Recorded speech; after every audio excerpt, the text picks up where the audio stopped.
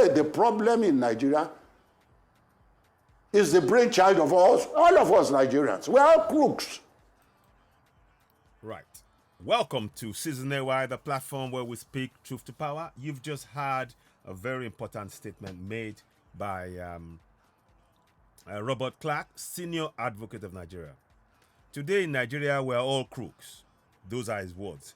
We were going to sit, we'll go into in depth and listen more to the video. This is going to be just a small snippet of it. We will provide a longer video where he spoke about a range of things, in fact, impacting the nation. Ladies and gentlemen, you're watching Season AY, the platform where we speak truth to power. Please subscribe to Season AY, hit notification button, and of course, give us a thumbs up. How do you do that? Subscribe to Season AY, hit notification button, and of course, give us a thumbs up to help us reach more people. We truly appreciate your support. We are approaching the 3,000 subscribers mark, and we would really like your help to get over that, to get beyond that 3,000 subscribers. And with your help, we will get there. So please continue to subscribe, hit the notification button, and of course, give us a thumbs up. So we are truly, truly grateful. Okay, so now, welcome on board. Now let's hear the full context of what he said, because it's really important to actually hit that nail on the head. And we need to be very, very frank with ourselves. In view of the current situation where the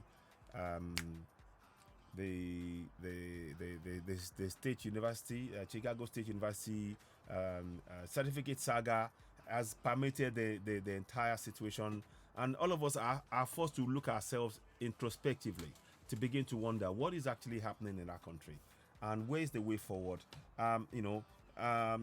Claim and counterclaim, and I don't happen to think whatever I said now will actually change the government of the day. The government will carry on regardless, because it's a nation of impunity.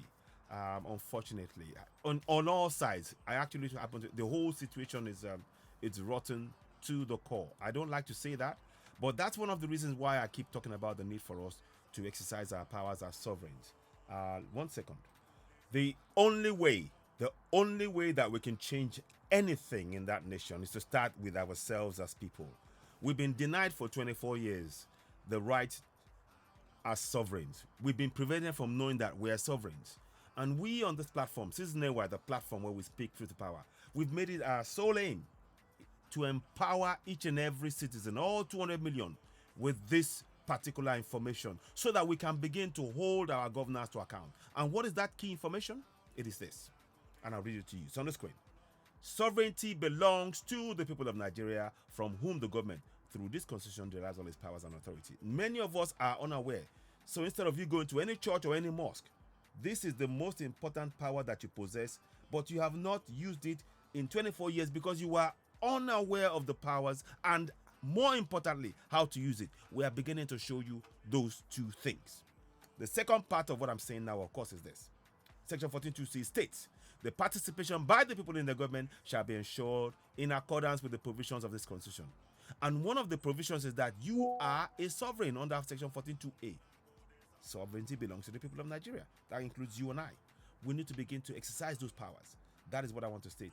And and more importantly, it has to be in our local languages. So I've done some work whereby we're translating that in our local languages. 1 second. So, for example, we've translated the words I read moments ago that's in English into Yoruba for the Yoruba people to begin to know that they possess the powers of sovereignty. And it is in Yoruba, because without you knowing your powers, the powers of sovereignty in your local language, you cannot use it. You cannot use it to hold your government to account. You need to know it. So in this case, 14.2a will now read like this in Yoruba. Nípa báyìí ó ti kéde pé ìjọba jẹ́ ti àwọn ènìyàn Nàìjíríà láti ọ̀dọ̀ ẹni tí ìjọba nípasẹ̀ òfin orílẹ̀-èdè gbogbo agbára àti àṣẹ rẹ̀. That's 14.2a. 14.2c ó sọ pé ìkópa àwọn ènìyàn nínú ìjọba wọn gbọ́dọ̀ rí dájú ní ìbámu pẹ̀lú àwọn òfin orílẹ̀-èdè yìí. So I've translated what I said in English moments earlier into Yoruba, and we need our people, particularly our market women, farmers, vulcanizers, Ode, which you call security guards, and everybody in the community to know the powers of sovereignty in their local language, so that they can begin to actively participate in the governance and hold those they elected to office to account as mandated under Section 14.2c.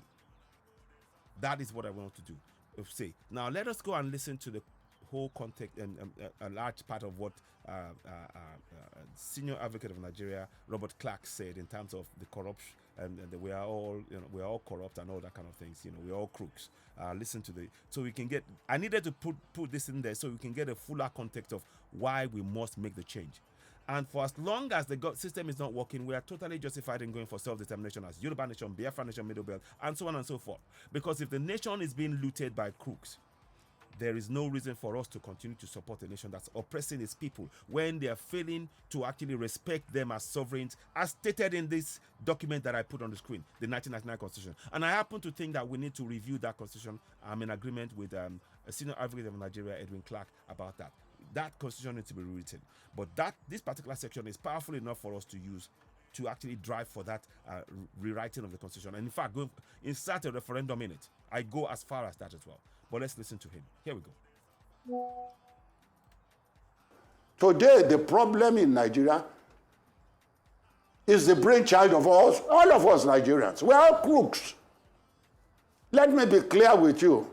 We are all crooks in Nigeria. We always find a short way to any law. Today, we were told, 600 people were caught stealing gasoline or whatever. Today, again, we are still back to the same, losing 600 barrels. And these people know who are stealing it. But you and I cannot talk. So we have to pray to God. Nigeria has to be changed. One. I don't believe in praying, to be honest with you. I don't believe praying alone is the solution now. Now, I am showing you, and that's why I'm interjecting here. I don't want us to get ourselves confused again. I'm showing you the powers that you possess. And as citizens, if you want a better future for the coming generation, you need to exercise those powers. And we will teach you how to do it. And we will all begin to exercise those powers collectively, from one local government authority to the next. In fact, all 774 local government areas must exercise those powers consistently, continuously, on a daily basis. That is the way change will come about. No prayer. We can pray. We've already prayed for 63 years. It gave us 0. Let us begin to use the powers. And importantly, it must be translated into our local languages. Just wanted to interject there. Let's go ahead. The Constitution has to be jettisoned in the area I've just mentioned. I'm not talking about what Ayo Adebanjo and my good friend from the North said. But to get a change, you cannot. But these 3 areas I told you, you try and do it within 4 years. Do you know what we lawyers called election time in Nigeria? Don't let anybody deceive you. We call it our harvest time. We make money. Fact. And when we make the money, people are claiming that the judiciary also makes money. Without proof. But we know we lawyers are making money. The judiciary is making money. Everybody is making money during election time. But all will end in... Except for the citizens to whom sovereignty belongs. The common man on the street isn't. They are being made to suffer. They are given paltry palliative, when in fact they are the ones to whom they are answerable to.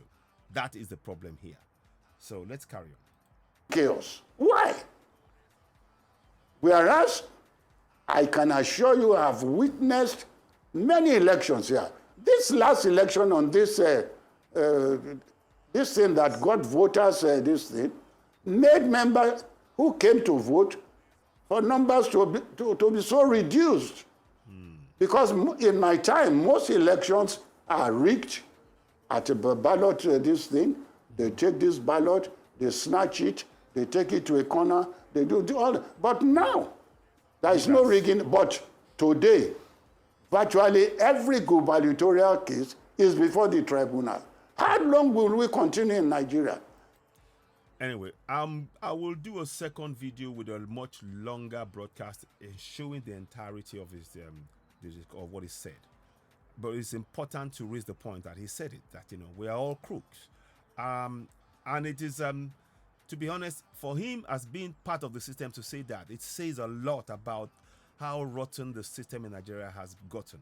And why those of us that are advocating for Yoruba Nation, myself, I still stand for that 100%. Don't be Be in no doubt about that whatsoever. I am for Yoruba Nation. But I know fully well at this point, I am realistic enough to know that it is not going to be a reality at the point where we are right now. We first need our people to know the powers that they possess, such as I'm showing you on the screen, in English, in their local languages, which I'm going to show you. They need to know those powers in their local languages and how to use it critically, how to use it together, use it collectively. That is why we are really talking about the need for us now. The people's the right, our sovereignty, we have not exercised it because for too long we've been cleverly, since age of 4, we've been brainwashed to believe in something that has no power, that has no benefit for us as citizens, to believe in one religion or the other. When in actual fact, what we needed to know the most from the age of 4 was that we are sovereigns and we have powers we can use to hold our governor to account, particularly in our local languages. That is what I'm really reiterating here. So let me just read this to you and then we'll wrap it up. Please take note of the powers you possess. In fact, I'm going to read it in Yoruba first because I'm going to we need to start putting our local cultures, our languages first in our land. In the UK, English is first and foremost. You wouldn't hear them talk French first. We need to put Yoruba first, Igbo first, Hausa first, and then we can use the translation language of English afterwards for wider understanding. But our communities need to begin to participate in the governance. And I'm telling you that our mother tongue is important, the language. So let's start with Yoruba. For Yoruba people, I don't know Igbo too well, but I've done that with my other friend, and we'll do that again another time. But right now, I need you to know this in your language. Ìjọba 14.2 ìjọba jẹ́ ti àwọn ènìyàn Nàìjíríà láti ọ̀dọ̀ ní tíjọba nípasẹ̀ òfin orílẹ̀-èdè nígbà gbogbo agbára àti àṣẹ rẹ̀. Ẹ jẹ́ n ka lẹ́ẹ̀kan sí. Ìjọba jẹ́ ti àwọn ènìyàn Nàìjíríà láti ọ̀dọ̀ ẹni tí ìjọba nípasẹ̀ òfin orílẹ̀-èdè nígbà gbogbo agbára àti àṣẹ rẹ̀. Ìkejì, ẹsẹ̀ kejì 14 abala kẹrìnlá ẹsẹ̀ kejì sí.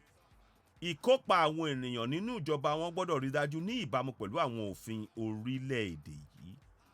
So I'm saying that in Yoruba first because I need us to begin to mentally put our own culture first in our land, our language first, so that it makes sure that whoever is going to come into government have to make sure that whatever they're going to say, their people, they have to say to their people in the language they understand so that the people can be engaged in that process. What has been done thus far is been by speaking English, they put it above the heads of the people and impose things on them, and the people are unable to participate in that process. What I'm saying is each of the languages must be put forth so that the people can begin to engage in the process, in the governing process, using their sovereignty. So, of course, to reiterate, now we're going to read it in English. Sovereignty belongs to the people of Nigeria, from whom the government, through this constitution, derives all its powers and authority.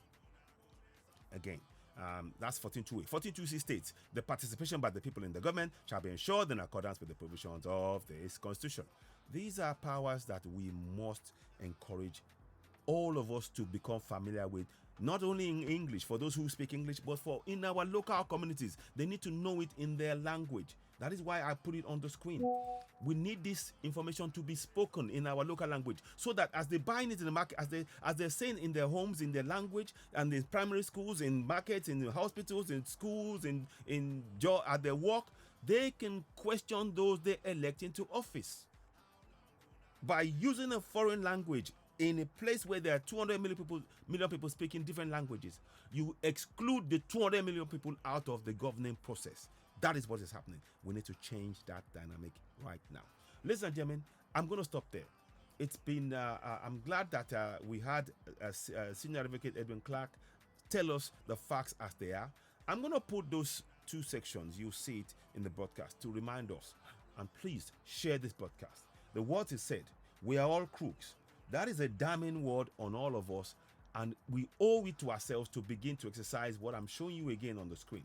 To exercise this in our local language. That is the only way. And be participating in our governance on a daily basis. Checking the monthly allocations. Where it's going, who is going, what's it being used for, and who is spending it, and what is the result in your community. Can you see the difference? And you have the power to ask those questions. It states so in the Constitution. You see, it's in Yoruba. Ìjọba jẹ́ ti àwọn ènìyàn Nàìjíríà láti ọ̀dọ̀ ní tíjọba nípasẹ̀ òfin orílẹ̀-èdè nígbà gbogbo agbára àti àṣẹ rẹ̀. It says that right there. And then, of course, second part, ìkópa àwọn ènìyàn níjọba wọn gbọ́dọ̀ rí dájú ní ìbámu pẹ̀lú àwọn òfin orílẹ̀-èdè. So these are the powers that our people need to begin to exercise locally, and we need to encourage them. Please, we are trying to translate the book, The Constitution of Nigeria, in its entirety into Yoruba. So, and Igbo, and Hausa, and Middle Belt. Please join us in this struggle. The best way you can help us is, of course, to subscribe to Citizen AY, hit the notification button, give us thumbs up. How do you do that? Here you go. Subscribe to Citizen AY, hit the notification button, and then, of course, give us a thumbs up. Leave a comment, share the broadcast. It's really important we begin this process. Without the people's participation in this process and holding the governors to account, nothing will change. Our active participation in our local languages is of immense importance in this struggle. So, ladies and gentlemen, I'm going to leave it there. You're watching Citizen AY, the platform where we speak truth to power. We thank the Senior Advocate of Nigeria, Sir Robert Edwin Clarke. Robert Clarke, beg your pardon, Robert Clarke. Robert Clarke, we thank Robert Clarke, the Senior Advocate of Nigeria, on his forthrightness in actually saying it as it is. We are all corrupt in that nation, and that is the fact, and we need to confront that. And to be able to confront it, it requires us to shine a light. The light we're shining will be exercising our sovereignty collectively to hold those we elect into office to account in our local languages. Ladies and gentlemen, you're of course watching Citizen AY, the platform where we speak truth to power. I will be back later on. In the meantime, please do share this broadcast, hit the notification button, give us thumbs up, and help us reach more people. Thank you, and bye for now.